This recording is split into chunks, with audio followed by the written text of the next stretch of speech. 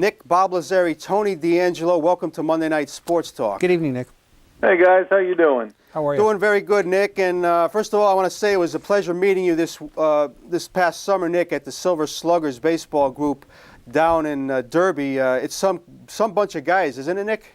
Oh, I had a blast. It was fun. Just a bunch of guys just really enjoyed talking baseball. And Rich does such a great job. Oh, he does, and again, a walking encyclopedia about trivia and the rules, and that's for sure. And we have a heck of a time every summer, Nick. But let me give some background for our folks about Mr. Giaquinto. Tony graduated from UConn in 1979.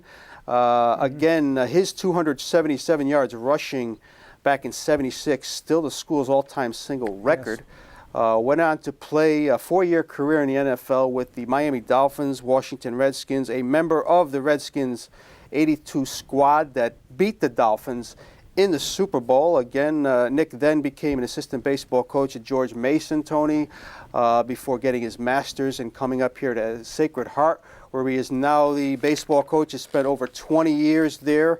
Hit the 200-win plateau in '99, the 300-win mark in '05. I believe he's at about 400 right now, but he's coached a couple All-Americans at Sacred Heart, some who've signed professional contracts. And again, it's really an amazing career, how much Nick has been involved with. And Nick, first and foremost, when you came out of UConn in 1979, we'll talk about football first, was it a major goal of yours to get to the NFL? Oh, it sure was. And I actually should have graduated in '77. I was on the 6-year plan there. Yeah, I got you. But so my last season was 76 was the last football season. So okay. In '77, I had a tryout with the Giants. Mm-hmm. Mm-hmm. And it didn't work out too well. I made it through the beginning of preseason with the rookie ball, and then when the veterans came in a couple weeks later, I got cut after the first exhibition game. Mm-hmm. So, but it was a goal, so I went back to school and continued getting credits toward my degree, and tried out again the following year with the Jets. And lo and behold, same thing. Show up with the rookies, have a pretty good camp, get through the first exhibition game, and then after the second exhibition game, I got cut again. So I decided I'd give it one more try. And that year, actually, I was coaching at the University of New Haven, yep. coaching football, right. And also playing for the Eastern Connecticut Sea Raiders. Which was a team we used to play in New London. Wow. At St. Bernard's. So it was a semi-pro league, and we'd get a $50 a game or something, and I think I got 100 for the playoffs. Wow. But it was a heck of an experience, and it was fun because it was a lot of guys who had played college football that were from Connecticut, and a few guys who hadn't, but they were good ball players, and it was just a blast. We had a good time. And from that experience, I got, a scout from the Canadian League was at our championship game, and he signed me for $500. So then in '79, I went up to Canada, and I proceeded to get cut from there, too. So wow. I said, well, I'm not going to count Canada. I'll give it one more shot. And that's when I made the Dolphins. Dolphins 1980, and Nick was there. And my first question when I saw you back, I remember when you made the team, Nick, and I remember figuring a guy from UConn down in Miami. Was it really tough getting acclimated to the heat down there, having spent your college career in New England? Is it tough to play? Yeah, down or there? time in Canada for that matter. Yeah, right? Yeah. Well, I'll tell you, the hottest preseason I was in was my first year with the Giants. In '77, yeah. It was over 100 for a couple weeks. Wow! So it's hot everywhere in the summer, especially when you got all those pads on. Yeah, and I want to remind Tony about those Dolphin teams, '80 and '81, where Nick was playing. Tony, guys, Bob Greasy was on the way out at the time. And I'm just curious to ask Nick. You're walking into this Dolphins locker room. I mean, is it like, oh my God, I'm actually here? Oh, it certainly was. After the going into the fourth preseason game, which was the last preseason game, I was still a long shot.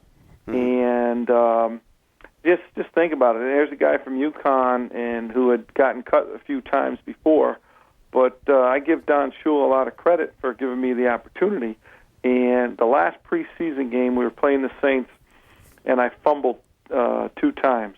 So it was like, oh my goodness! After 3 years, I finally make it to the last preseason game. I got an opportunity to make it, and so the next day, at training camp, sitting in the whirlpool, and Don Shula comes up to me and he said, "Nick, we decided we're going to keep you." And what a great feeling! And then the next sentence was, "But we're going to keep evaluating you every week." So it was like, Don't get you too made comfortable. it, but you better produce. Yeah, and I'd be remiss if I didn't ask you about Shula. I mean, you played for 2 great coaches. Well, that's an understatement.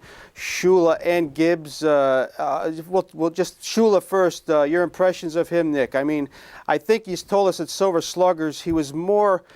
Well, let's put it. I think he was a little less approachable than a Joe Gibbs. Is that probably accurate? Yes. Yeah. Well, it might have been just because I was a rookie.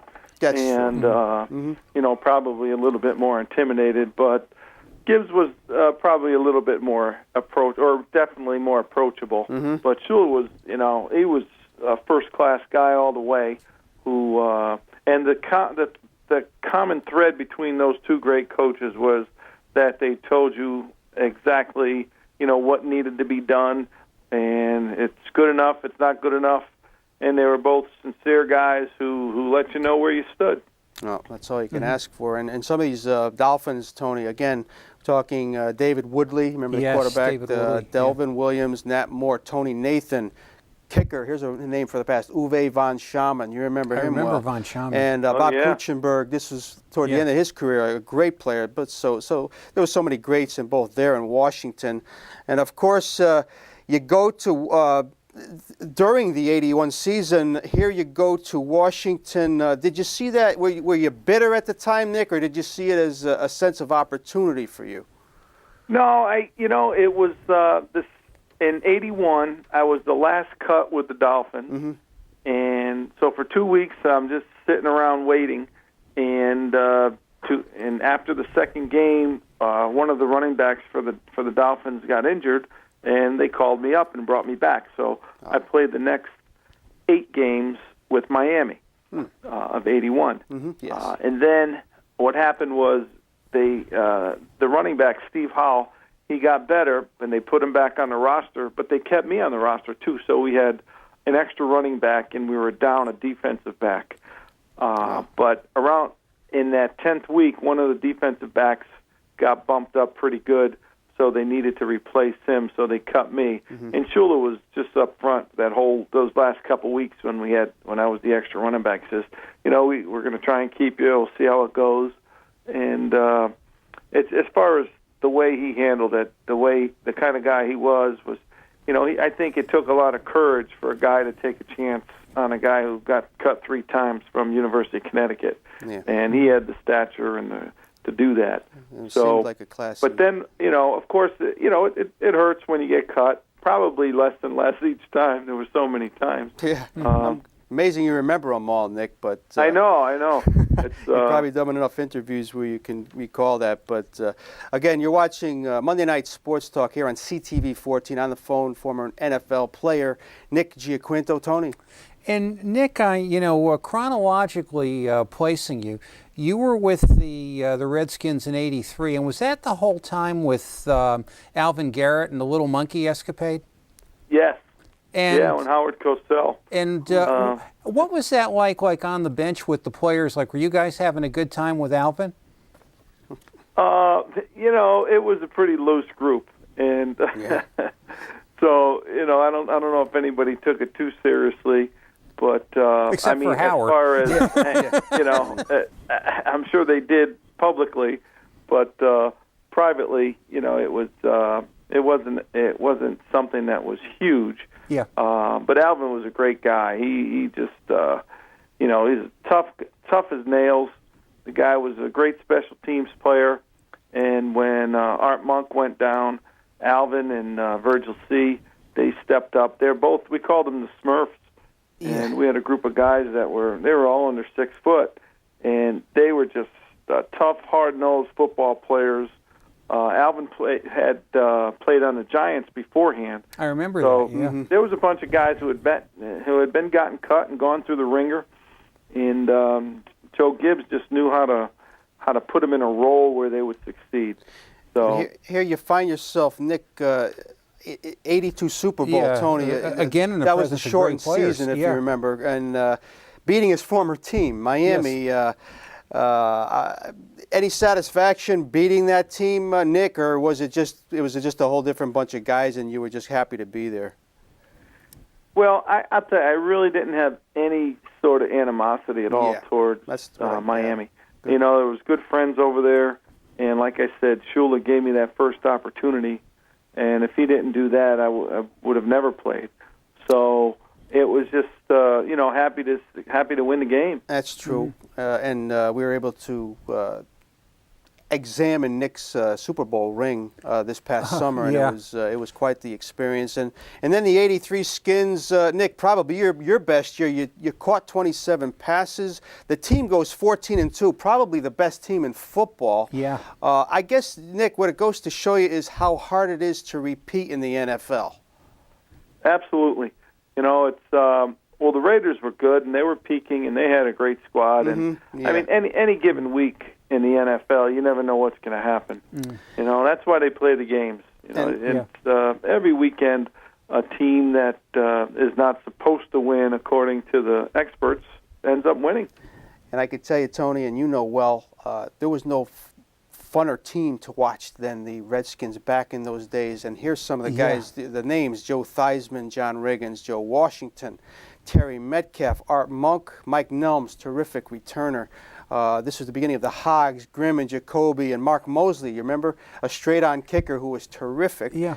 Dexter Manley, Darrell Green, who would play forever. I mean, I could go on, but Nick, I'm sure you feel so honored to play with some of these guys, some Hall of Famers. What was it like playing in the nation's capital? I mean, it's a hotbed for football, that's for sure. Oh, it's the best. It's the best city in the country to play football in. I'll tell you, the Redskin fans are absolutely, bar none, the best, the most fanatic, the most supportive. They're smart. The stands would rock, literally. Wow. Literally, that RFK Stadium would be bouncing up and down, and just people going crazy, and it was just a tremendous experience. And I have to mention, I mentioned this to Tony before we came on, Nick, and perhaps those fumbles you had in that exhibition season might have been a turning point for you, because you had 0 fumbles in your 4 years in the league. I mean, to me, that's pretty impressive with all the touches you did have. It's something you probably take pride in and definitely paid attention to. Well, absolutely. It was about doing the little things and being consistent, because I definitely wasn't the strongest or the fastest, but I did have pretty good quickness and good hands, and really understood the offense, and made the right decision. So, and of course, held on to the ball. And I believe you told us at Silver Sluggers also, Nick, that you ran track one year at UConn just to get you in football shape and to increase your speed. I did. After my senior year of football, I joined the track team, and that was an experience. I thought I was in shape until I started running with those guys. Oh, yeah. And I knew I wasn't overly fast, because both of my brothers would blow me away. But I had good speed. But it was just I approached the UConn track coach and asked him if I could join, and he said sure. And it was a great experience just to train with those guys. You got a couple more minutes with Nick, Tony, and I want to get to the baseball part of it, as that's his current job, and he's done a heck of a job at it. I guess what I first wanted to know, Nick, your experience in football at such a high level and having such great success, Super Bowl, etc., has that helped you succeed in coaching a totally different sport at the college level? I think so. I really do. I think coaching is about relationships with players and helping them find their way and motivate them. And I don't have the same experience as a professional baseball player, but I think what I gained just from being part of a professional program and having Joe Gibbs and Don Shula as coaches definitely helps me. That's an understatement, and that's something you could never take away. And I know, Tony, you want to ask some baseball question to Nick there. Yeah, and Nick, as far as you leave football, now you left football voluntarily, I understand?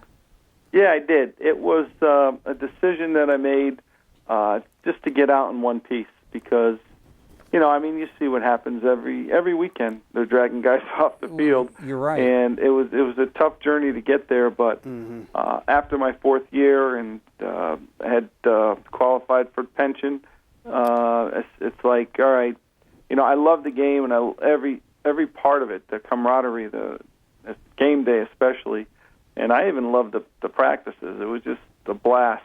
Yeah. But just looking at what could happen, because you know that anytime a football player steps on the field, he knows it might be the last time. He's at risk, yeah. Yeah, and it's just the risk-reward benefits just didn't weigh out the same after that, after getting to the Super Bowl 2 times. And, you miss that excitement, but there's other things in life that are exciting too, and you just have to move on. And you've definitely found them, and it seems there's not enough premium, Tony, on guys getting out at the right time. At the right time. time. We hear the sad stories of guys like Earl Campbell, these running backs that the shelf life is short, but the guys who really back in the day, that's all they knew, just to keep running. Yeah, well, there's a lot in the news about former players and their injuries and all the hardships they're going through.